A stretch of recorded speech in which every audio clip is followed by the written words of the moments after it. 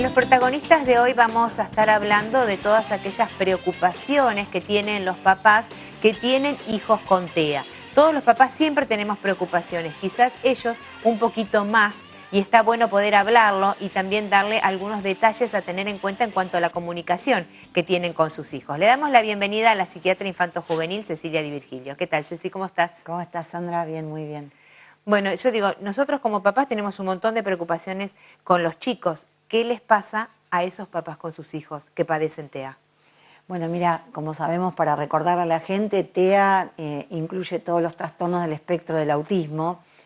Por lo tanto, estamos hablando de trastornos en el neurodesarrollo, donde ya tenemos un desarrollo atípico de las funciones básicas como son el lenguaje, la comunicación, la socialización, la conducta, los intereses.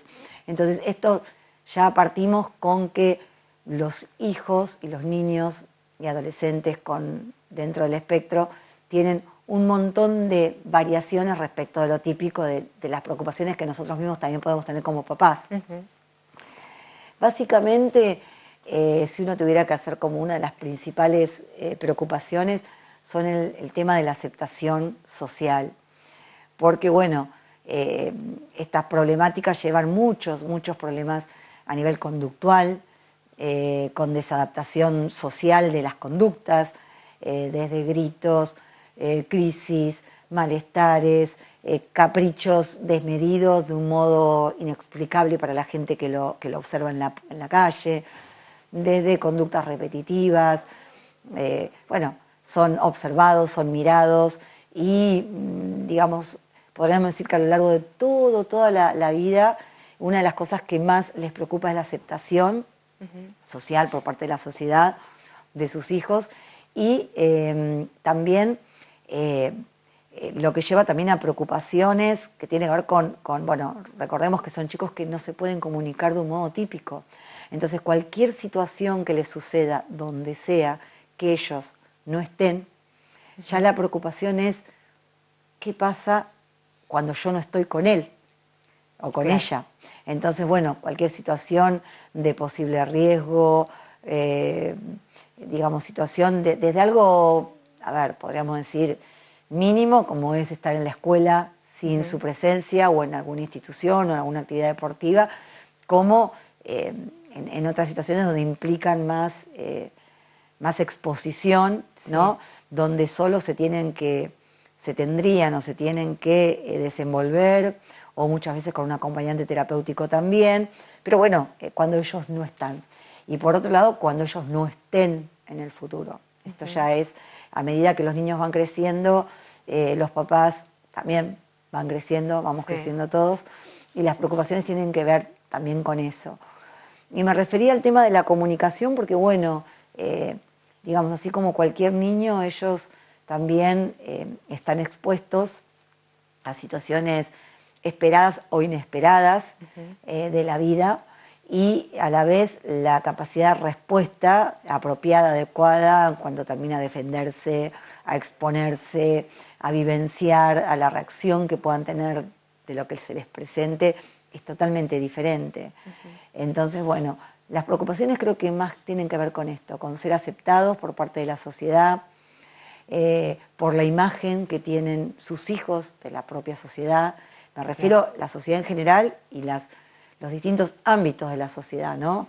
Las interpretaciones que tienen ellos. Exactamente, y aparte lo que la gente ve de ellos, desde las actividades de la vida diaria de cualquier mamá, papá, con su hijo, con su familia, desde ir a un supermercado, desde ir a la peluquería, digamos, desde ir a hacer un mandado a un banco. Son niños que no tienen un comportamiento clásico, y en general tampoco, a ver, yo te digo en términos generales estoy hablando, ¿no? Sí.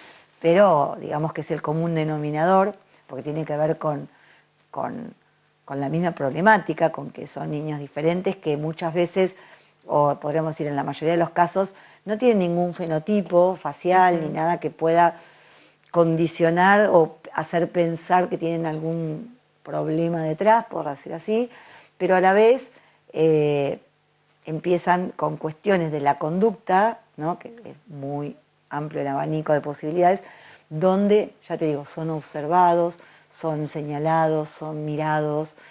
Entonces, bueno, discriminados, por supuesto, a veces ampliamente, a veces Sí, a lo mejor hasta en silenciosamente. una etapa escolar, ¿no? Sí, En lo que yo tiene que creo ver que, a ver, la yo creo convivencia que con esto sus es algo pares. que conviven a lo largo de la vida. Ya desde el diagnóstico temprano ya hay niños que, ya digo, a veces por reacciones desmedidas en cuanto a estímulos sensoriales, auditivos, visuales, que tengan que ver con la misma, ya mismo con salir a la calle, muchas veces en algunos chicos hipersensibles.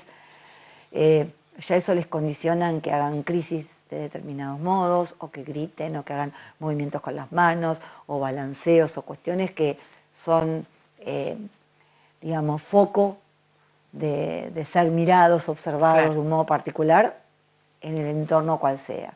Y se hace pesado eso, porque es lo que todos los papás manifiestan abiertamente, y ya te digo, a lo largo de la vida.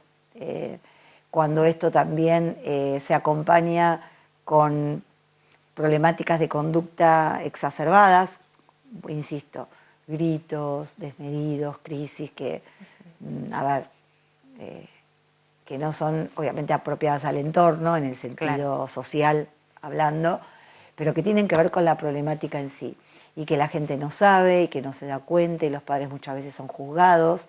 Yo tengo hasta papás que les han hecho la denuncia a una Claro. policía, o han llamado a la policía por la calle porque suponían que estaban, digamos, Maltratándolos. Claro. exactamente, alguna acción que tenga que ver con el maltrato, y era calmar a ese hijo en crisis, donde muchas veces necesita una, a ver, un compromiso desde lo físico, de poder agarrarlos, donde a veces se puede ver como cierto forcejeo o tironeo, que en realidad es para protección de que no salgan corriendo a cruzar la calle Claro, o que no se exponerse a lastimen, situaciones ¿no? de riesgo, tal cual, tal cual. Cecilia, y hablaste mucho del tema de la comunicación también. Sí. ¿Qué aporte le podemos hacer a esos papás para poder comunicarse con con sus hijos, y que sus hijos a su vez tengan otro tipo de herramientas para comunicarse con ellos? Bueno, esto es todo un trabajo terapéutico, y en la mayoría de los niños que no tienen una comunicación, podríamos decir, suficiente para el autovalimiento, necesitan sí un acompañante terapéutico, o algún familiar o amigo que esté, convengamos, acompañándolo y apoyándolo en cualquier actividad que realicen. Esto es un tema preocupante porque, te repito, los niños que sí igual pueden manejarse solos, podemos decir, y tienen un autovalimiento suficiente como para poder estar solos, tienen el problema de la comunicación. Claro. Y no es la comunicación típica donde van a decir, bueno, me pasó tal cosa con tal persona, mamá, me pasa esto. ¿No? Entonces, Claro. bueno... ¿Y a qué se recurre en ese caso? Bueno, los papás en realidad van creando recursos de comunicación alternativas, me refiero a ir con preguntas más concretas, más dirigidas, para que ellos puedan acceder a responderlas, ¿no? Y bueno, esto, digamos, ya te digo, en general son lineamientos terapéuticos, y si no, herramientas propias que los papás solos van desarrollando, papás, hermanos, familia, ¿no? Sí, el entorno más cercano. En general, claro, siempre hay uno o dos que pueden llegar más a ese niño o a ese adolescente. Y bueno, las herramientas, las que se te ocurran, porque todo depende a ver, de los recursos que uno también tenga para poder llegar a saber lo que les está pasando con los mínimos recursos de ese niño o ese adolescente que está presentando esa problemática, ¿se entiende? Sí. Es muy complejo el tema de la comunicación, porque, y aparte, a ver, no es difícil siquiera imaginarlo. Uno sabe que uno tiene miedos en la vida diaria de cuestiones que le puedan pasar a los hijos, y donde sabemos que hasta los niños con desarrollo típico muchas veces no saben, o aparece lo que es el silenciamiento, o la inhibición de poder contarlo por determinada cuestión natural, Sí. O más típica, imagínate, para niños que ya tienen esa dificultad inherente y donde en general se asocia con otra lectura que tienen de la realidad.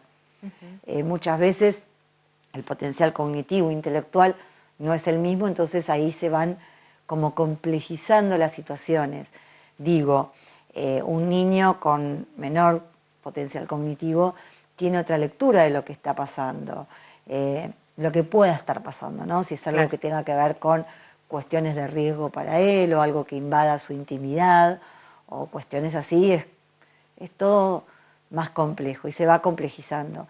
Y las preocupaciones de los papás son inmensas porque tienen que ver con la realidad que les toca vivir, que les toca a sus hijos y ellos como papás, como familias y, insisto, y como sociedad. Entonces, bueno, uno va buscando también aliados, ¿no? En el sentido de otros, parte de la sociedad donde realmente depositar confianza, que cualquier cosa que pase los van a estar cuidando, protegiendo. Sí, y ante cualquier duda también recurrir enseguida a una consulta con algún terapeuta, ¿no? Claro, sí, sí, sí. En general, si estamos hablando de trastorno del espectro autista, digamos, a lo largo de la vida necesitan siempre un apoyo profesional o un recurso profesional donde uno ir si en ese momento no necesita terapias, pero sí muchas veces, porque son cuestiones que desorientan a los papás, preocupaciones mismas que son más que válidas y que hacen que uno no sepa a veces cómo manejarse frente a esas situaciones, situaciones de sospecha, de que algo no pueda estar andando bien. Entonces, bueno, son situaciones complejas que se pueden dar que uno tiene que estar atento y ahí. Y recurrir al pie del cañón, como uno diría. Sí, recurrir enseguida, ¿no? Más que nada con esto de la comunicación, de que ellos tengan ciertas limitaciones para poder comunicarse, me parece que está bueno que ante cualquier sospecha, inquietud de un papá de algo que no está viendo bien en su hijo, lo pueda consultar y obviamente los profesionales se encargan de acercarse más al niño con otro tipo de herramientas, exactamente, ¿no? ahí sí, ya ahí cuando no se llega y cuando es necesario muchas veces necesitan, digamos, la consulta profesional como para poder ver bien qué está pasando y poder darles tranquilidad a los papás o no, o realmente, digamos, ver que la preocupación era válida y hay que hacer algo más, ¿no? Claro. Al respecto, sí. Gracias, Ceci, como siempre. Bueno, no, gracias a vos y a ustedes. Una pausa, ya venimos.